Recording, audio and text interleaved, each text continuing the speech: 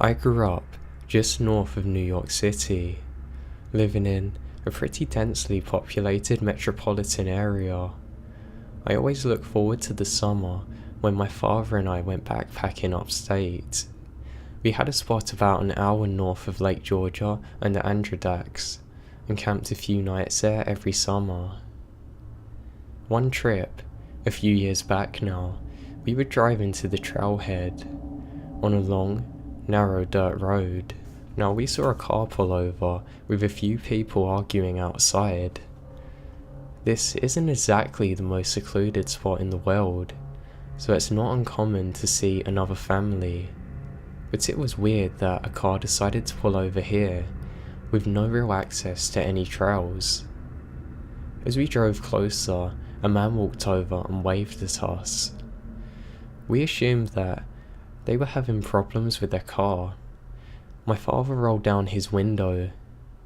Suddenly, a female in the group screamed, "Get away from him!"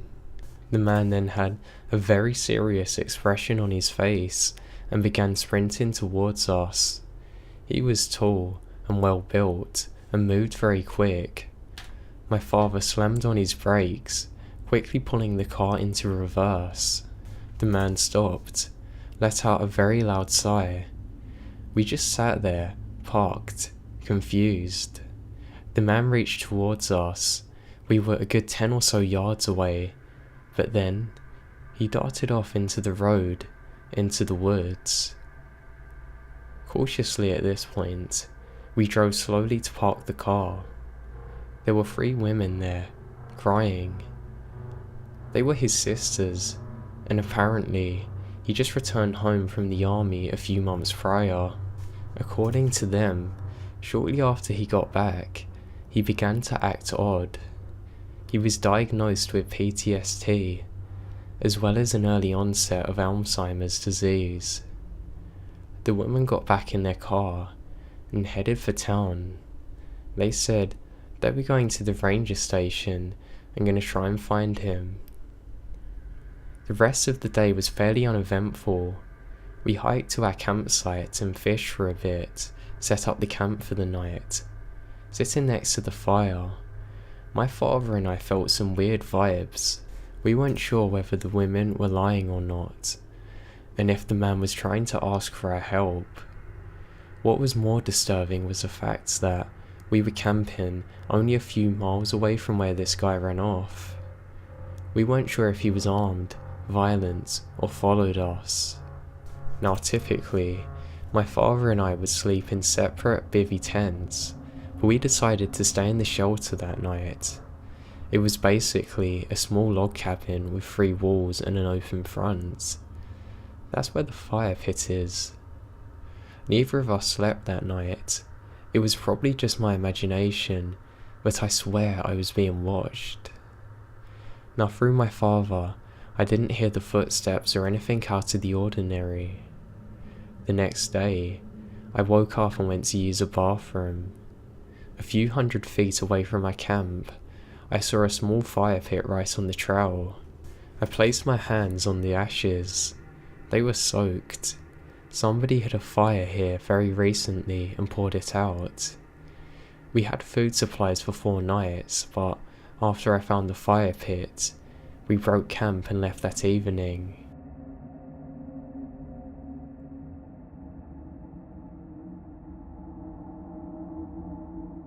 So last summer, I booked a glamping trip in the next county over. The website looked beautiful. A campsite of 6 large yurts outside a lovely little village. Coincidentally, I had driven through that village before, as it's close to a really historical castle I like to visit on the odd occasion. So we pay our money. My husband, 2 kids and I pitch up. It's one of the last weekends of the summer. It was lovely weather. The campsite's on a small hill, and the people who owned it lived on top of the hill in their farmhouse. We were checking in on a Sunday for 2 nights, as we were shift workers at the time. We passed other people checking out. They all seemed to be happy. The owners of the site showed us down to the yurt and mentioned that we were the only ones supposed to be there. We were happy with that, to be honest, because with 2 young kids, it meant that they could make a lot of noise if they wanted, and they wouldn't disturb anybody. When she showed us around, she did say that the yurt door didn't lock. None of them did. Which, okay, fine, because you don't lock a tent, right? The place was in its own mini wooded area. It was absolutely gorgeous. The owner also mentioned the kids would be safe to wander because they had perimeter fences because of their dogs. The first night was fun. We had a barbecue, the kids played, and then went to bed at about 8. I found it hard to sleep, but I often do whenever I'm somewhere new. There was also patchy phone coverage, so we just read until we went to sleep. The next morning, my husband seemed a bit out of sorts. I said to him if he was okay, and he said, "Yep, I'm fine." So I left it. We went out for the day and had a great time. The whole day was blazing hot, and then we got back. Was washing up after dinner, and the kids were playing and a shadow come over the whole place. I felt eyes on me. It went really cold. Honestly, it felt like something bad was gonna happen. I felt dread hit me. We already paid to stay, but I pulled my husband to one side and said, "We're gonna leave now. I don't know why, but I've got a really bad feeling. Please, just go home, come on." Normally, he'd try and talk me out of things like this, but he didn't. He started getting the kids together, and I packed our stuff. We went to the farmhouse where the couple who owned it was sat outside playing with their dogs. My husband started loading up the car, while I apologized to them and explained that we needed to leave because our youngest wasn't well. They then said how sorry they were about it. Then, just as I turned to leave, the man owner said to my husband, had he been outside last night at about 3 or 4 in the morning? I said no, he hadn't left my side the whole time. I would have woken. He said to me, "Are you sure?" By this point, my husband was next to me and said no. "Why is that?" "Well," says the guy, "the security lights come on and the dog started barking. And when we looked outside, there was a man wandering around, who then turned around and walked back down the directions of the yurts. They assumed it was my husband. We both said it wasn't. We said our goodbyes quickly. I tore out of that place in the car, and then, about a quarter mile down the road, my husband turned to me and said, "You're right, I was quiet this morning." I didn't say anything because I thought you'd make fun of me. I went to use a bathroom in the wee hours, but as I was about to get up, I heard footsteps on the decking outside. Not hooves or something.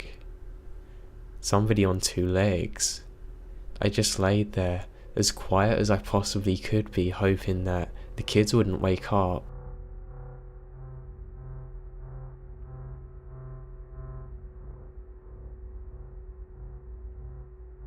When I was 7, I was camping with my parents and baby sister in Virginia. We were staying in a campground specifically for RVs, but there were also some cabins available to rent.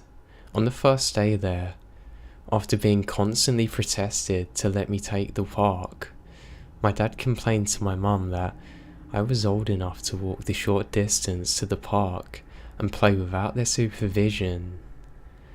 My mum has always been very overprotective and a true warrior, even more so after this camping trip. my mum finally gave in and allowed me to go alone to the campground park. While at the playground, I met a little girl around my own age. We played together for a while. She was also by herself. I invited her to come back to my RV to play with Barbies with me, and we headed in that direction. On the way, we crossed paths with my parents, who were going to another family's RV to visit and socialise. We let them know that we were going to play Barbies in my family's RV. After we played for a little while, she suggested we pick up the Barbies and go to the cabin she and her grandparents were staying in to play with the Barbies too, which we did. It never occurred to me that my parents didn't know this girl or her family or where I would have gone. They had assumed that we were going to stay in the RV and play. Now, we played at her cabin for a long time. While we played, her grandparents were packing up their things, preparing to leave the campground. When they were all packed up to go, they said that they would back off at my RV on their way so I wouldn't have to walk. Obviously, my parents had always told me to never, ever get in the car with a stranger. I knew this, but it just never occurred to me that this was exactly what they meant by that. I mean, genuinely, I never felt afraid or concerned even in the slightest about the situation. The little girl's grandparents packed up their car. All of us climbed in. We stopped at the campground's general store. Her grandpa then got both of us some ice cream. And all I could think of was how this was so kind and generous. We then got back in the car. I assumed that they would be next to drop me off in the RV. I stayed in the car eating ice cream and talking with my friend, completely oblivious to the outside world of the car. Suddenly, my dad flew open the door with tears pouring down his cheeks. He yanked me out of the car and hugged me so hard that I thought I was going to pass out. I was just confused. Then, the car I was in sped away. Very quickly, it was then that I realised that we were at the exit of the campground. Apparently, upon returning to our RV and finding my new friend and me gone without a trace, my parents had contacted the ranger station and a lot of people went out to find me. They actually went from door to door of different RVs. My dad just happened to be walking by when he saw me in another person's car, just about to leave the campground. I don't know who those people were, but they definitely had no intention of bringing me back to my parents. I think the ice cream was brought there to distract me. Over the years, I've often thought of that day and just how differently my life would have been now if it was not for my dad and had he not seen me just in the nick of time.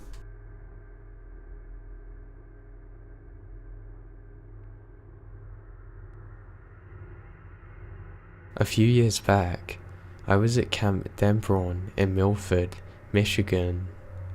It's basically a camp. It has electricity, bathrooms, parks, and a pool, etc. I go there every year with my family. Every tent structure has its own fire pit, and every night, we stay up until like 5 AM. We're just talking and having fun. Well, one night, a man who we hadn't seen in our row of tents asked us if he could hang out at our fire. We told him sure, so he sat down, cracked a beer open, and began talking. He seemed like he was a pretty cool guy. He was from Ohio, and was visiting with a few friends who were sleeping according to him. He left after a while though, and wandered down the rows out of sight. We stayed out there for another few minutes, deciding that it's time for bed. About 3 hours passed since we went in. I was awoken due to somebody shaking me. I wiped my eyes and looked up to see that there's a man standing over me. I freaked out, jumped back, asking him what the hell was he doing in my tent. He asked if I could come back out and hang out with him at the fire. I raised my voice and told him to leave my tent. He did. As he left, my parents woke up and I told them that the man from the fire was just in our tent. My dad got up, grabbed a bat from our sports bin. He walked outside. The man was gone. We fell asleep until the morning. We woke up to find police and ambulances everywhere.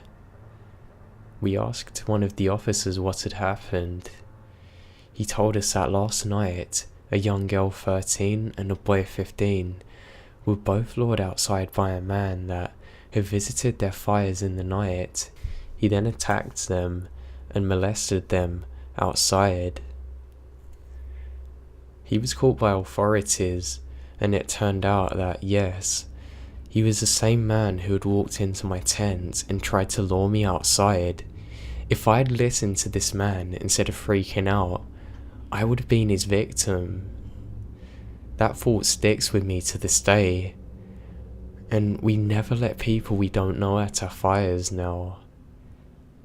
I never heard what happened to the man or the victims after that, but I thank God that I made it out there, and a stupid mistake could have ended so badly for me that night.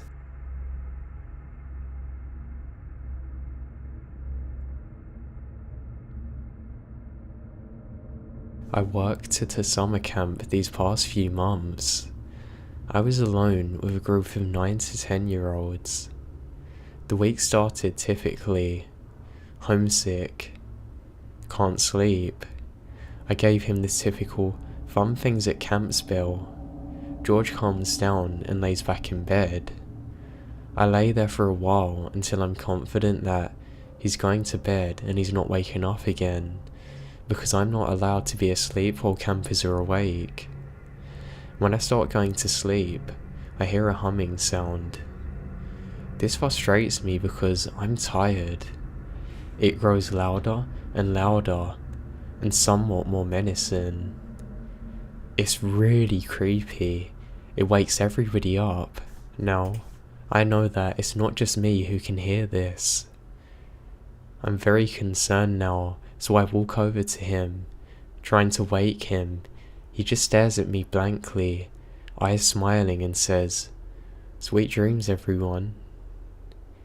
He didn't have any recollection of this the next morning. No incidents until later in the week. It's around 11 o'clock.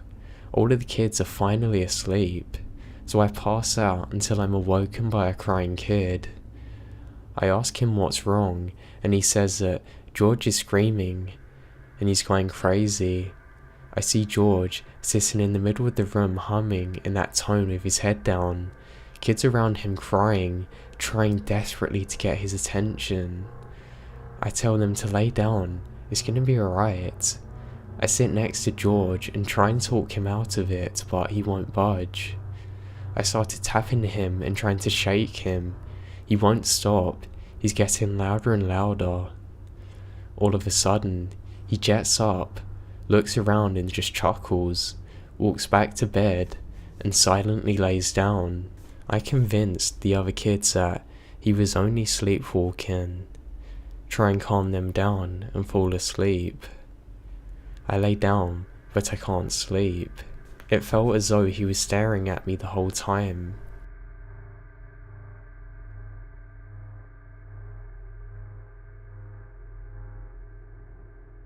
It happened a few weeks ago. I live in the country, and the bus stop from school is in front of my home. My neighbour came over and we put our kids on the bus. I was drinking coffee and she stayed to smoke and chat on the porch with me and left. About a minute after she left, I heard her hunting dogs barking. I didn't think nothing of it because of squirrels, etc. Then, my neighbour calls me.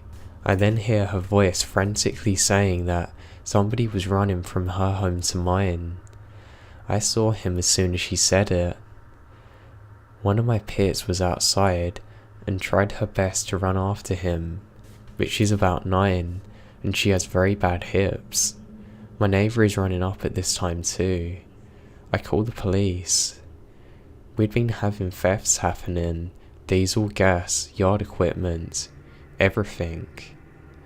My neighbour headed back to her home to see if anything was taken. I waited outside on my porch for the police. I decided to walk right behind my home to our shed to see if perhaps it had been broken into, thinking surely the guy kept on running. Wrong. I heard branches breaking and looked towards our woods thinking it was my neighbour's dog still. Nope, it was him coming straight for me. I stupidly ran up, back to my porch to the back door and realised that I didn't have it open. I didn't have time to be able to safely run back down, so I jumped over the top railing. I have a really bad knee, so I was running, screaming for my neighbour. She came running with her gun, and she yelled that she was going to shoot the dude. He ran off. The cops get there half an hour after I called them. They never caught the guy, and I have no idea where he is in the woods at the moment, or if he's going to come back for me.